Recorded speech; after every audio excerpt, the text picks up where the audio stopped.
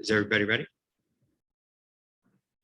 All right, let's, on my clock, it's 2 o'clock. I think we have consensus on that.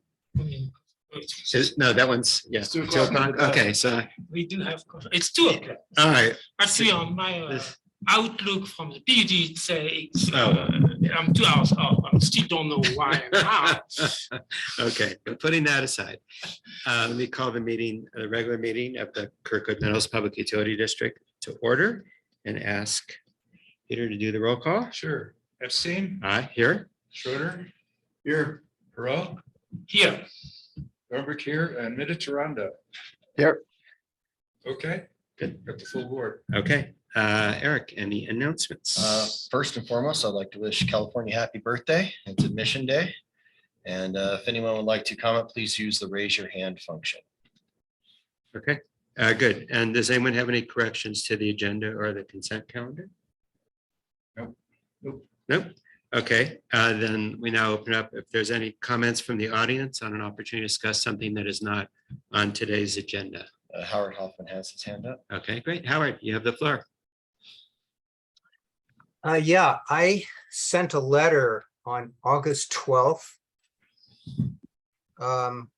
And I thought that communications from the community were normally included in the agenda packet, and I didn't see it in there. So I was wondering what happened. Look into that. Item 8. No, Howard, you're absolutely right. It should have been in the packet and we all received it. So that is an oversight, which I apologize, but it's not in the packet. And I don't see it. So No, it's yes, not, yeah. Item 6, written comments from the public. yes, it should have been in there. Okay, so what I would like to ask then is when you come to the point of the meeting where you're considering agenda items for the next meeting, I'd like each of these 3 proposals to be considered for the next board meeting. Thank you. Okay.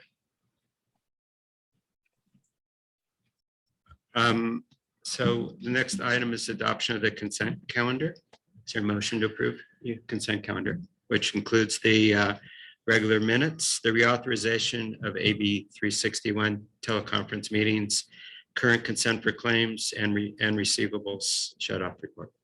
Yeah, Dornbrook so moved. Okay, is there a second? Second. Okay, second by John, roll call, please. Sure. Epstein. Aye. Schroeder. Aye. Perot. Aye. Dornbrook. Aye. Mediterranda. Aye. Okay, great. Then we're ready to move on to item 9, finances, preliminary August finances. Sure. Hi, everybody.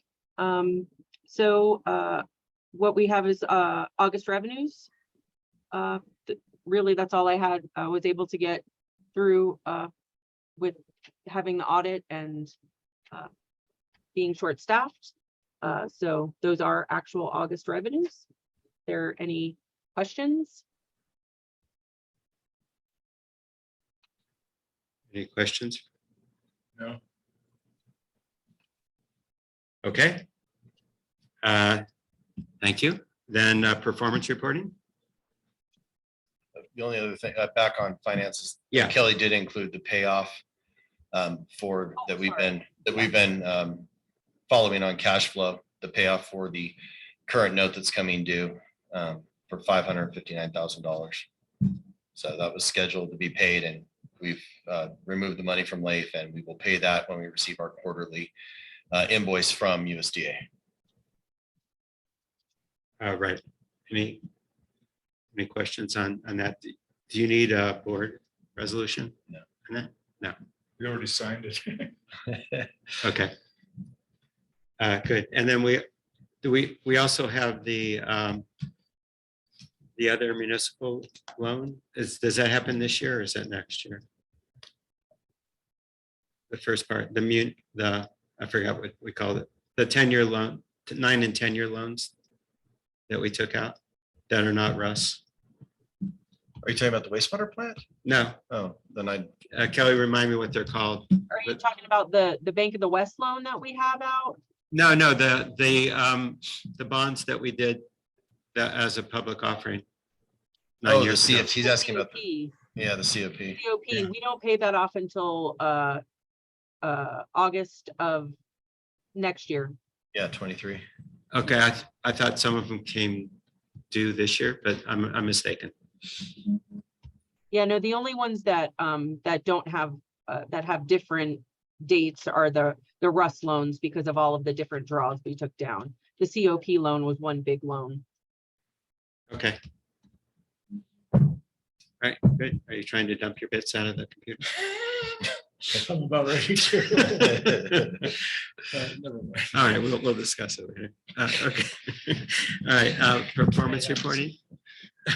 Performance reporting then. Brandy is off today, so if there's any questions, I'd be happy to relay them to her. But I don't have anything to present on that. It's Okay, are there any questions to relate on performance reporting? Actually, I have actually a comment to make. First, I'd like to thank staff because they included the 2 years, last year and this year, which make it much easier to actually follow and see if trends are out of whack or not. So it'd be even easier if we had an additional column, at least for the year to date. So, and that would simplify maybe the process, but it was actually very much appreciated. And that was my first comment. And my other comment is we are still way above compared to last year.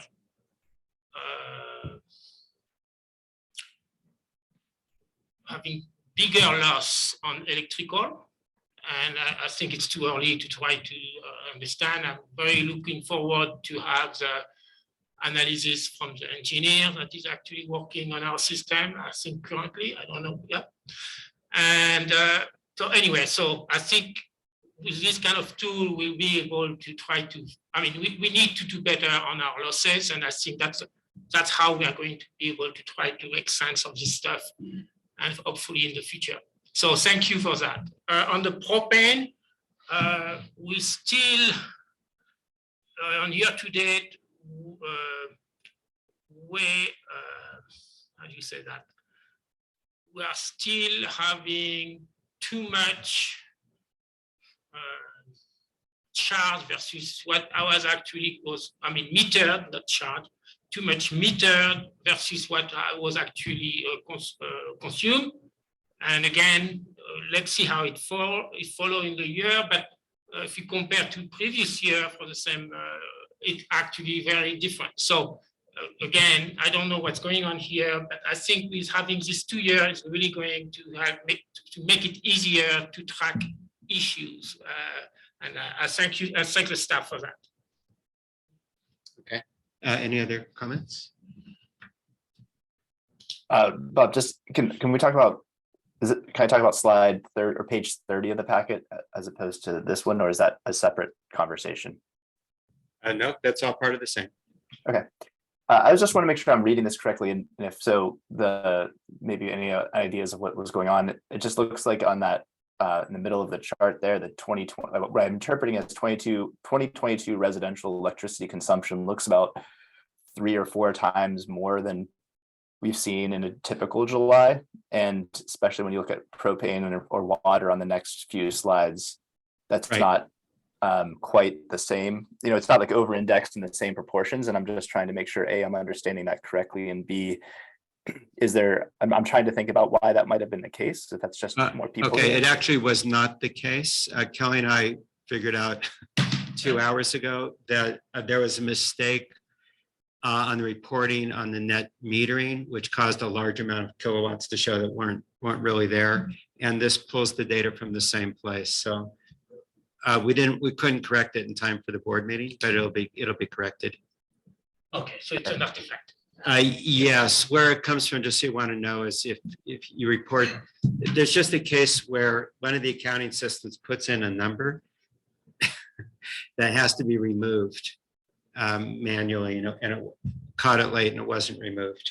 Oh, And we desperately tried to do it before 2 o'clock and failed. But that will get fixed. Thank you. And so, yeah, that's an aberration. I'm glad you pointed it out. well, yeah, I Yeah. noticed it as well, and I think we need to find a system that automates that process. I think because you should not have. Yeah. Totally agree. Yeah, I agree. Yeah. Okay. Anything else anyone wants to point out or questions? Okay, we're ready to move on to item 9C then. The snow removal ACH discount. It's on page 24. Is that right? Can't be. 34. 34. Yeah, there's an error in the agenda. That's all. So this is just correcting mistake from last time. It was staff's understanding and finance committee's understanding that the ACH discount was now the 2 payments versus 4 was next year, but the way the motion was worded was everything for next year. To date, we actually have 9 HOAs that have signed up for ACH as a result. So the board needs to make a decision. Should they offer ACH? Should the offer for discounts be rescinded this year? Or should a new motion be made to supersede last month's motion? Seems like the incentive is working. You got 9. Yeah, and is that 9 up from what? It was Zero. It was 8 when I published the report. No, The but- 9th came in this No, morning. no. I mean, like, Oh. how many were signed up for ACH before the announcement at all? 0. Okay, great. I mean, I don't think there's any reason to not keep it. I mean, it's doing what we're wanting it to do, and I think even especially if we have 4 payments this year, it's even more important than even next year when we have 2. So I mean, I think I would be happy keeping this. Yeah, I think we ought to keep it and clarify it's for the first year on HOA signs up. So if they don't sign up this season, when they do next season, then they get the discount. I'm confused. Can you say that again? But we give them a discount for sign up for ACH. I think we ought to do that for any HOA that signs up for only the first year. I agree. I would have to actually. But have it continue to next year. So if we don't catch everyone this year, we'll catch them next year. Yeah, actually, if I can comment on this thing, I said last time that I felt it was a bit profligate to actually spend north of $8,000 to actually save the handling of 44 check. I'm much more comfortable if it's a one-time occurrence because it's not something that's going to repeat itself. I still believe that the 1% that I was proposing last year was much more reasonable. It's still something like $4,500 involved, but it's half of that amount. To me, it is profligate to spend that much money to try to get 22 people to move to ACH. I understand it makes life easier for everyone, but it's a lot of money, and I'm concerned about the message that we are giving to the community, which is basically money is not an issue for the district, and that's maybe why our rates are so high on everything. And I'm concerned of that visual optics. Yeah. And so actually, I would love to move again my motion for only 1%, if anyone would like to second that. Showing it would be just for the first year that people who actually sign up on the ACH, and it's not going to happen in the future. So is there anybody that would entertain my motion as a second? And that would include notifying the 9 customers that we're withdrawing our offer. Yeah. Yeah, I can't support that.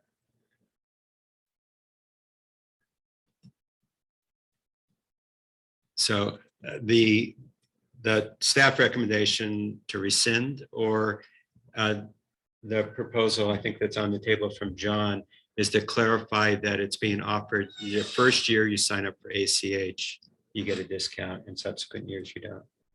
That's the motion. And the assumption is once they're in, they probably will stay in. Yeah, because it only costs them money to leave. Because it's more work for them too.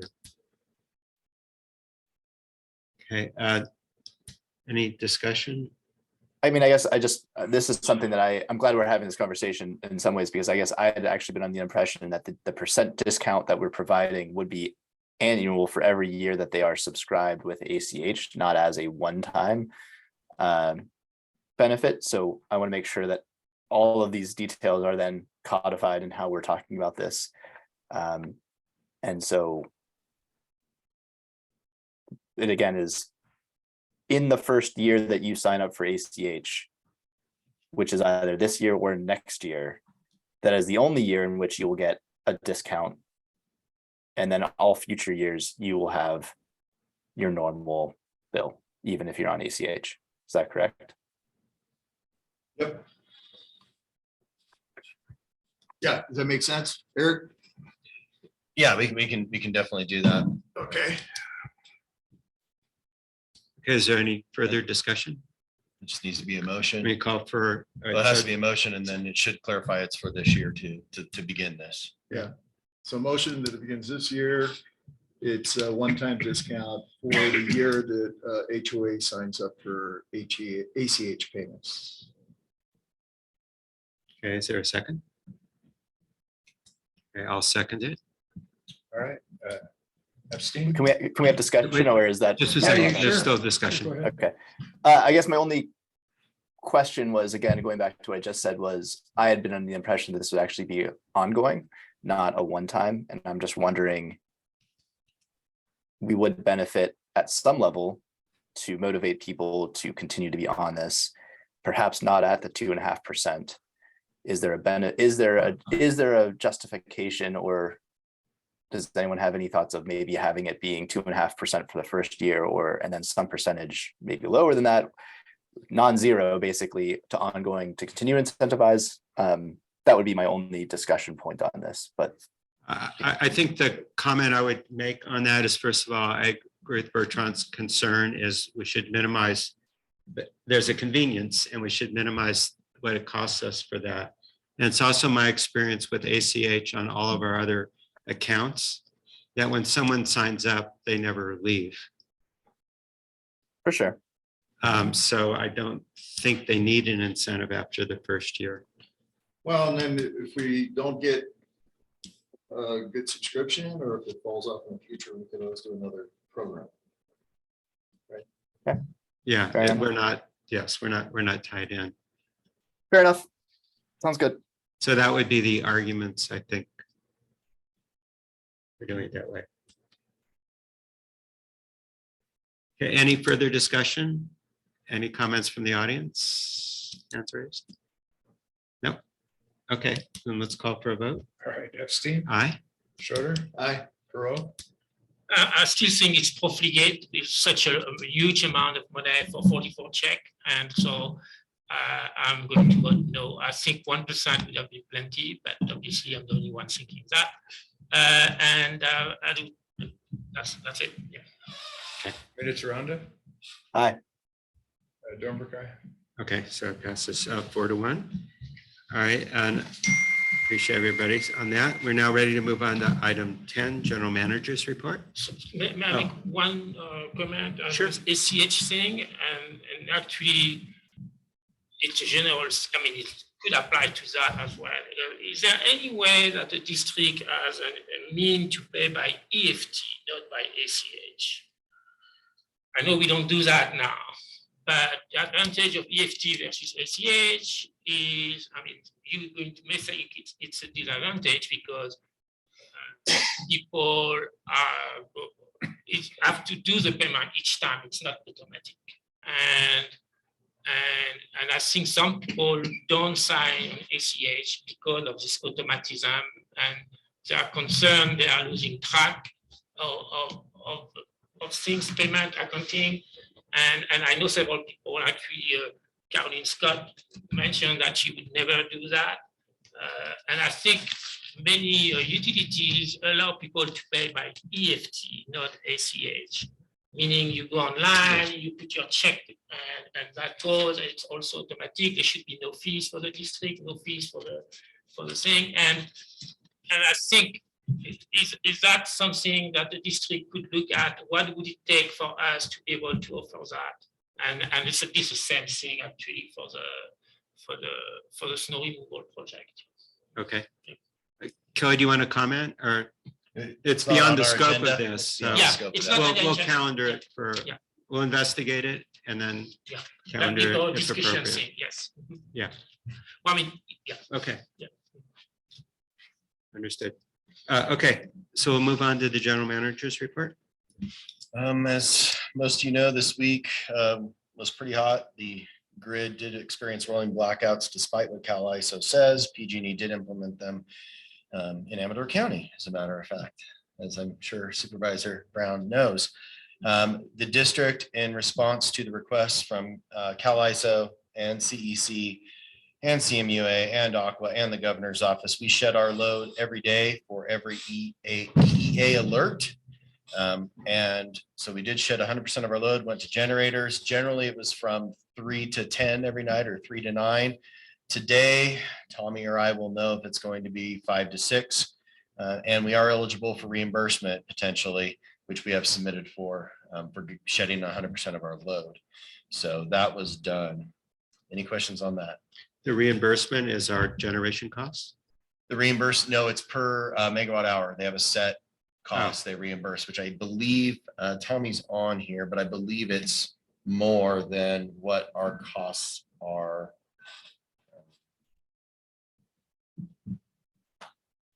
Is that correct, Tommy? And I apologize, Brandy's been tracking that more than Okay. She was saying that it would not cover our operation costs, Okay. but I don't know that for a fact. Okay. So yeah, so All right. it was, I think it was 2250 megawatt hour is what I believe the Oh. reimbursement was. So we shed about half of that, half a megawatt hour each day. So that's per hour what we get. So depending on diesel costs. Yeah.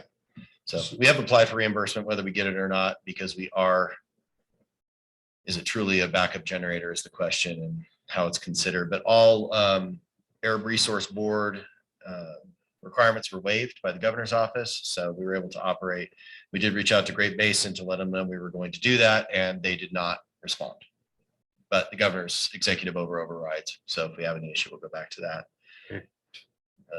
So we get reimbursed from the state or from PG&E? The state. Okay.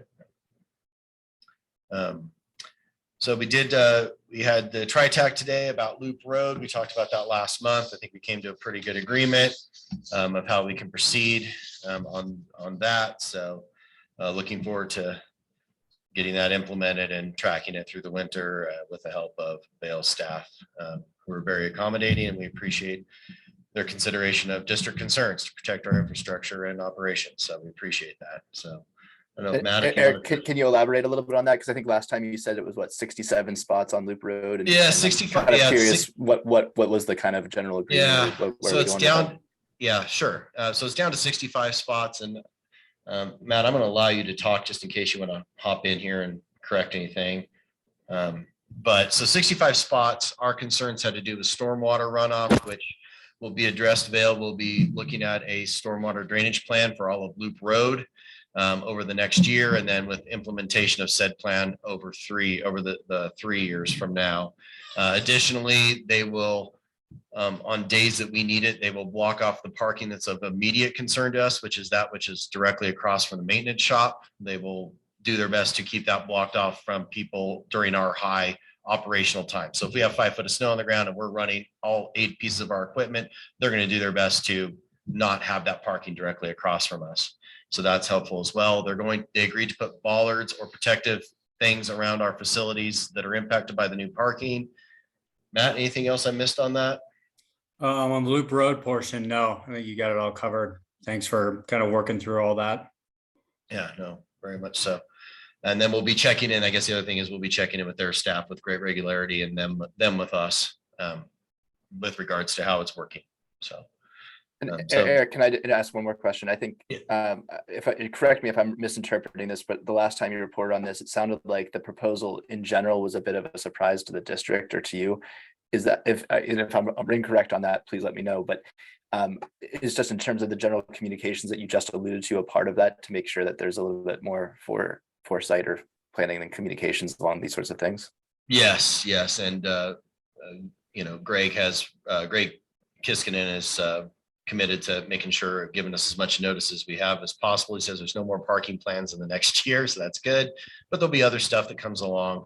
And I will say that, it's just a one-off. I mean, Caroline, who's on our mountain operation, she's always been very proactive on getting stuff to us early. It was just this one-off from a different division. So I'm optimistic we'll have much more advanced notice in the future, and I think everybody's committed to that. Yeah, Doug, I would stand by that. That miss at the very beginning was totally on us. We should have gotten the plans and socialized this much earlier. So we definitely own that. Great. Thanks, Matt, for the partnership, and thanks, Eric, for communicating and working with them everyone together. Thank you both. Absolutely. Let's see. We did find an administrative manager to ultimately succeed Kelly when she does depart us. That is Tommy Baggett. So that was an internal move, which I'm optimistic will be great. And congratulations, Tommy. Yeah. And so he's been training with Kelly about half days every day, depending on workload on the electric propane side. So that's going forward. We did receive a full price offer on the Meadows unit. So that closed escrow. Well, should be closing either today or Monday. So we received a full price offer. We put it up at $399. We bought it at $240 in 2019. So we didn't do too bad. Well, Peter was completely right. He said, we've never lost money on doing this. Peter's on, yeah. I was a little surprised that we hadn't discussed that. I mean, I'd mentioned it previously. okay. To one of the committees. No, In the general manager. we report. discussed it, and then it was also discussed at Okay. finance. We My didn't bad. think it required a resolution, Oh, okay. but it was. We just haven't filled housing in 3 years completely full. So it was an Yeah. opportunity to sell it, and we were paying $800 a month in HOA dues, and we had no one in that unit. The person who was there moved into a different unit in the Meadows. So what do we do with the money that we made? it'll go into employee housing, which Kelly is very excited to help right that ship a little bit. Okay. Yeah. Yep. So we won't have to take as much from property tax to offset the negative balance we always have in employee housing every year. Oh, on remodeling? repair? No, just every year employee housing is a negative. We Okay. use property tax for it. Right, Kel? She's muted, but I saw her nod her head. Yes, every year we have to allocate property tax revenue to employee housing, so maybe we won't have to do it for a year or so. Does And that satisfy your question? You have Yeah, other questions? yeah. I Okay, just- that's all I have. okay. There Is is- there an operations? there is not. Report? Okay, then standing committee. Can Oh, I ask a question, please. maybe on operation? Can you actually clarify the status on the PG&E flex, the flex alert from CAISO and the PG&E switching back and forth between our generators and the valley and the out valley? I don't understand the question. Okay. I think I understand from one of your emails that for the last 4 days, we switch to generator between 3 and 10 p.m. Generally, Yes, I'd like to basically have a status on that. Is that happening today as well? or- it may happen today. As my email said, it will continue on as long as the EAA Yeah. alerts are in effect, and that's hasn't changed. There's no status change, but today I'll be on the call at 4, hopefully, provided this meeting doesn't go really long. I will find out, but this morning's call with the governor's office said this should be the last EAA alert. Yeah, And they're saying it's going to be from 5 to 6 if they have one. And that was this morning though. So depending on load, they lost a bunch of load because of tropical depression coming into Southern California and the fires and reduced production from out of state. So they're still waiting to see what happens with that. so is this call on the spot that is making, or do we have a policy on that? And each time we do that, we consume diesel for generation. This is a requirement from the state that we participate. It's not, Yeah, it's yeah, not yeah. optional. It's not optional. That's what I'm asking here. Yeah. So they basically cut us off if we are not doing No. it. Yeah. No, they don't cut us off, but we would be in trouble if we did not Yes. shed load. That's our agreement with the California Energy Commission. In fact, I got a call from the executive director wanting to know what we were going to do Wednesday. And I said, well, we've been shedding load since you've had your EAA alerts. He goes, oh, good. Never mind then. Have a good day. So You know, I'm totally in support of it. I just wanted to see how structured that decision was. And that's in line with my comment several board meetings ago that we are part of California. Our electricity is part of Colorado, That's right. and we should actually be concerned about this thing. And that's why people should not charge their electrical car between the peak hours in general, unless you have a specific thing concern. But if you have options, we should encourage people to charge late morning instead of late afternoon. yeah, we just asked for a general reduction of all usage, Yes. which is what we were Yeah, asked. but I just want to mention that maybe the district should have through the newsletter, maybe not have any enforcing rule, but advise people about this. Okay, but every utility that connects to Cal ISO is required to have a resource adequacy policy. And some have alternative sources, and ours was to curtail all usage from the grid. That's our resource availability policy, which was approved by them. So we are doing what we contractually said we would do. And I think for the future, I also would like us to look at storage solutions. So we can do the same with your storage, especially for a few hours. Should be pretty easy to do with not too much. Yeah, I think in terms of long-range planning, Yes, there will be a yes. time when storage is Yes. quite advantageous. I agree with you. Yeah. Okay. We ready for standing committee reports then? Okay, start with finance. We didn't have a finance meeting since the last board meeting. The only item was the item about the snow removal to clarify the ACH. Okay, planning?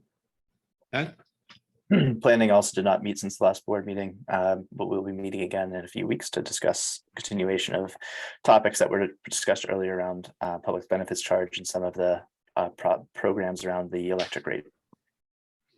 Okay, Peter, operations. We did meet, and obviously one of the big topics was our orange chipper is here. Yeah. So we picked the right color. That is correct. We got it on time.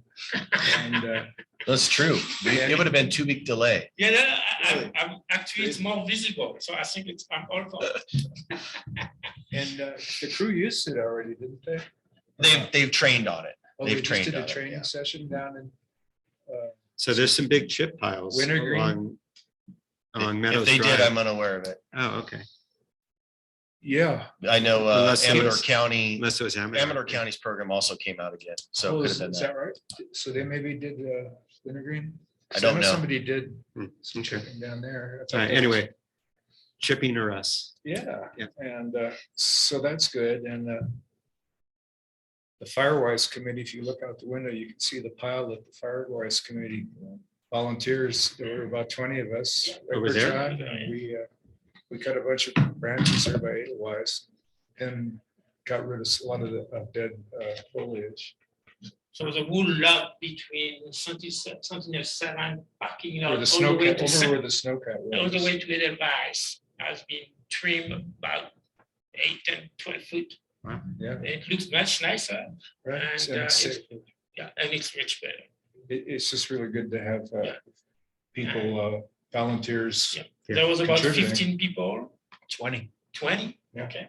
And there'll be more. So if people want to join, it take a couple of hours. And if we go little bit by little bit, we will improve the valley fire resiliency. Yeah. And Vail participated in that. They set up a tent and some refreshments. Mhm. And donuts. Yeah, there you go. That works. Well, that was big time. No, that was a good thing. And very nice atmosphere as well. People. Yeah, it was good. And I recommend it.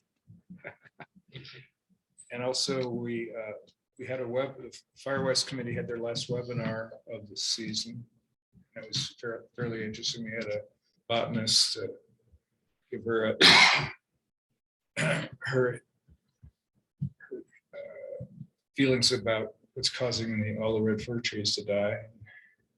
She seemed to think it was fungus. And what else?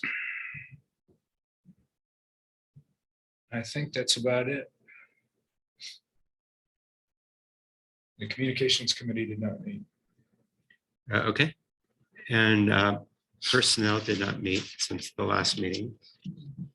So that covers that. There aren't any temporary advisory committees, although I guess my question is, when do we expect to hear from on the fire and emergency services?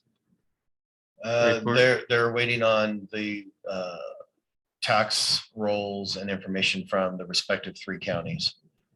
They have not received any of it yet, but I did pay Alpine County $196 to get it, and I haven't seen an invoice from Amador or El Dorado yet. And LAFCO didn't meet either. That's the other standing committee I think we agreed last time to talk about. Okay. Okay, so that's the committee reports. General discussion. Well, I'd like to bring the comment that Howard made. In general, our utilities are very expensive, and I think we need to look at the impact on Kirkwood Valley of having such high utilities for people full-time resident. I'm thinking at young families. And what we did in the past, we had something totally slanted for weekenders because we had no base fee, very small base fee. Then we come up with this new system with a high base fee, but by using an EDU that can go all the way to 0.5, we minimize the changes compared to what we had before. And meaning we have kept the slant for weekenders instead of full-time resident. And I think it is a disservice to the valley to do that. And I'd like the board to look at this topic. And Howard has brought 3, and I'm not talking specifically for electricity, it's true for every single utilities. And I think the board should take that topic, at least maybe we can do an ad hoc committee if you want, but let's try to see how we can improve our rate in a fair manner for the full-time resident. And I think the proposal that the 3 points that Howard sent in his email are actually going in that direction. And I really would like to have a discussion on this thing at the next board meeting. Okay. Now, Doug we're just planning now an agenda. We're not discussing the merits of anything. Doug, doesn't that relate to what your planning committee is looking at in terms of having a low income program? Yeah, in terms of low income customers, which was definitely one of the concerns raised. I think I can't tell exactly, Bertrand, if that's what you're referring to in your comment there. No, absolutely not. That's nothing to do with low income. This is just full-time resident, and it's just that the way with our 0.5 EDU for electricity, which is the biggest, not necessary actually, no, which I'm talking here, I think we basically preserve the slant for weekenders to the detriment of full-time residents. And I think minimum payment is one way. But anyway, that's going into the substance of the discussions. I just want to get this discussion at a future meeting agenda. So we don't get into well, detail. Okay. I mean, I mean, I think I'm pulling up the email again. There was one comment about an all electric discount, which is that's already on the docket for one of the items. Right? I don't think we should be going into this analysis discussion. Right. Anyway, low income is already being discussed, and so is electric discounts in the planning committee. So that those two are definitely being discussed already. No, actually, no. I mean, first, this topic here I'm talking about is true for water, wastewater, propane. It's general. It's not specific to electricity, number one. And it's not talking about people who are basically currently having federal assistance because of their low income. It's just, not talking about that law. It's just full-time resident versus weekenders. I think we need to look at the data with that focus. Okay, I'll try to figure out how to turn this into an agenda topic. Yeah. I'll do that offline. Okay. Does anyone else have other things? Otherwise, I have two I want to just briefly mention for future topics. Well, Bob, I'll continue to mention my ongoing loving to see somehow to keep track of conversation topics that we. Well, that was what I was about to talk about. Fantastic. Keeping track of it, keeping track. Okay, I didn't mean to cut you short, Doug. Do you want to? No, I do not want to Okay. continue. Go ahead.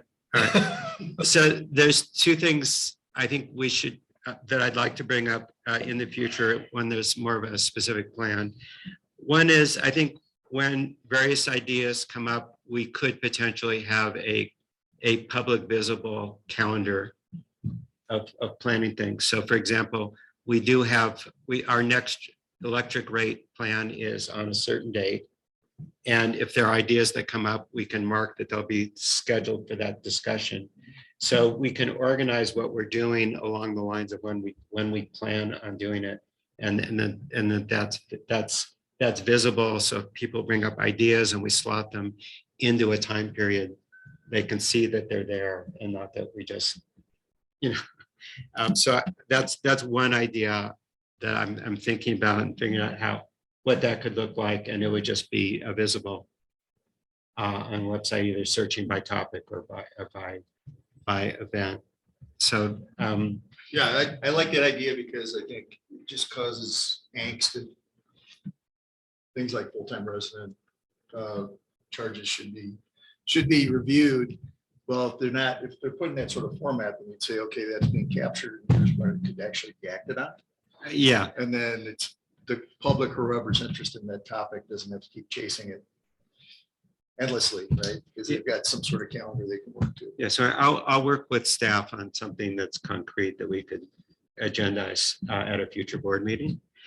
And that reminds me, in terms of future board meetings, there's at least two people have a conflict on the next board date. So maybe we could take a minute now and just mention that, because Doug has a conflict and you're both missing on the 12th. Kel, do you think the audit will be done by the 7th? It's in I- October. Yeah, October is what we're discussing. I don't So- know. I'd have to check where they're at with Olga, Okay, because I know Olga was planning on being here she was gonna try to actually be here in person. So If you could currently follow it's up with scheduled her for and the get back. 14th. Currently, it's scheduled for the 14th, so we're discussing whether it could either be moved up to the 7th, but we want to do this at a time when the audit is complete. right, So the earliest would be the 7th. If that couldn't be met, then we do the 21st. yes. Okay, and just want to find out whether that works with Doug. Does that work? Is that- I'm available either the 7th or the 21st. Thank you. And thank you for the accommodation. I appreciate it. And I apologize to all the board Okay. members. Does it work for? No, I think 21st seems more reasonable because audit is always a lot of work. I'm sure that Kelly could take another week instead of having 1 week less. Well, but we'll have a pretty good idea several weeks in advance, Yeah, whether it be done. well, in time. both are fine with me. Okay, both are fine. Peter? That's a Friday? Yeah, it would still be a Friday at 2 at either the 7th or 21st. Yeah, I think so. Yeah, good for me. Okay, so we would decide some Based on number the auditors. based on the auditor's status, maybe Okay. maybe by 2 weeks before. Yeah, I was going to say, yeah, it has to be well ahead of time. Yeah, so probably by the 23rd of September. Yeah. We would know which of those two dates it is. So Okay, please send a note. yeah, okay. All right, you'll get it 2 hours in advance. Yes. Or whatever it is. That's Maybe good. we'll fix that for you. Always is 2 hours. Okay, and then the other thing I want to mention is I've asked Eric to look at overall staffing. We're placing a lot of new demands and requirements, and they all take time to implement, whether it's the workshop that we want to do or whatever. And I've asked Eric to look at whether staffing is adequate, because we're running with less staff than we did 3 years ago. And we have more requirements. And if so, to bring, how would we fund it and what would we do to bring that to the board's attention later this year? So I One just want to general mention that. comment I would make is gender ratio is very low, and I think we should make effort to try to have more women hired. Yeah, this particular discussion is just identifying whether That's we're part of the properly case staffed. factor. No, Ratios well, always been 6 men to 1 woman. we'll do better. historically in Kirkland. We'll do better than that. So those are the items I wanted to bring up. Is there anything else? And Howard, does that satisfy? Say that again. I had a comment too, Bob, but. Oh, please go ahead, Doug. No, Yeah. if Howard's available to speak, or if there's a comment with that he had to make, I'll defer. to This is him. on board discussion. This isn't public Okay. discussion. Right, okay, sorry. I was just to say, I think absolutely recognizing and acknowledging what you just said about staff and the changes that we've had and the requirements and the ideas that we come up with, I think exceeding the staff time. I think there is one idea that I would like to see us consider at some point, and I've mentioned a few times in the past year or so, which is was re-emphasized to me when the comments from Mr. Brickman at our last meeting around communications as it relates to new customers, especially as you have an electric rate, which I think is very non-traditional when you think about people who are coming in from other utilities, where you don't have a 3-year average that gets set for the rest of your tenure. That's not typical. And I just think at some point, we should make sure that we're in our communications to new customers, emphasizing that understanding and educating them. And if they have, say, a construction, as Mr. Brinkman had said, that we make them understand and help them understand what their options are and how that impacts their potential rates going forward. Again, I say this in acknowledgement of everything that Bob, you just mentioned about staff availability. And I'm not saying that this has to be the most urgent thing that we take on today, but I wanted to make sure it was noted for future consideration as a topic that we do think about. Okay, good, thanks. I think that completes the general discussion. So move to adjourn the meeting at 2:45. I think this is one of the shorter meetings. First one I've been to. Okay, anyway, I thank everybody for their time today, and we'll see you on the 7th or the 21st. To be announced. Long live the king. Okay, thank you. Quick question on the fire, Eric. Do our fire department being solicited for the mosquito fire already or not? Not that I'm aware. I think we have a nice buffer with a calendar between them and us. So I don't think Kirkwood is going to be involved physically in that fire. Wow. But, That's